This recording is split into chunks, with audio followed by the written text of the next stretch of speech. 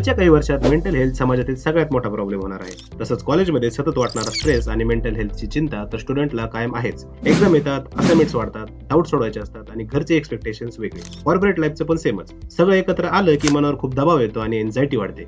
असं आपल्यापैकी बऱ्याच जणांना स्ट्रेस आणि एन्झायटी येतं आणि आपल्याला बोलायला कोणी नसलं की गोष्टी एकट्यानेच हँडल कराव्या लागतात. पण आता सिच्युएशन बदलली आहे. टेक्नॉलॉजीमुळे सगळं अवेलेबल आहे, फक्त ते आपल्याला माहिती नाहीये. जसे की हे AI based mental health apps. Mind pairs आणि वायझा हे ॲप्स तुम्हाला इन्स्टंट सपोर्ट देतात. तुम्ही यांच्यासोबत बोलू शकता, रिप्लायही तसाच मिळतो, एकदम रिअल काउन्सलर सारखा आणि आपल्या मित्रासारखा. यात सगळ्यात महत्त्वाचे 2 पॉईंट्स आहेत. एक तर तुम्हाला जज करणारं कोणी नाही आणि सपोर्ट सुद्धा 24/7. कधी टेन्शन आलं तर ॲप्स ब्रीदिंग एक्सरसाइजेस शिकवतात, थेरपी सेशन्स रिकमेंड करतात आणि कॉपिंग स्किल सुद्धा प्रॅक्टिस करायला मदत करतात. आज बऱ्याच कॉलेजमध्ये AI बेस्ड चॅटबोट्स आहेत. विद्यार्थ्यांना एक्झामसाठी डाऊट, टेन्शन जर आलं तर डायरेक्ट चॅटबोट सोबत बोलता येतं. रिलॅक्सेशन टेक्निक्स आहेत आणि टाइम मॅनेजमेंट टिप्स सुद्धा मिळतात. आणि हो, हे सगळं अवेलेबल आहे, म्हणून आता एकटं वाटायचं काही कारण नाही. हे AI ॲप्स तुमच्या मदतीला आहेतच. ऍक्च्युली चेहरा पाहून तर माणूस किती स्ट्रेस मध्ये आहे हे तर सांगता येत नाही. म्हणूनच हा व्हिडिओ आपल्या फ्रेंड्स आणि फॅमिली सोबत शेअर करा.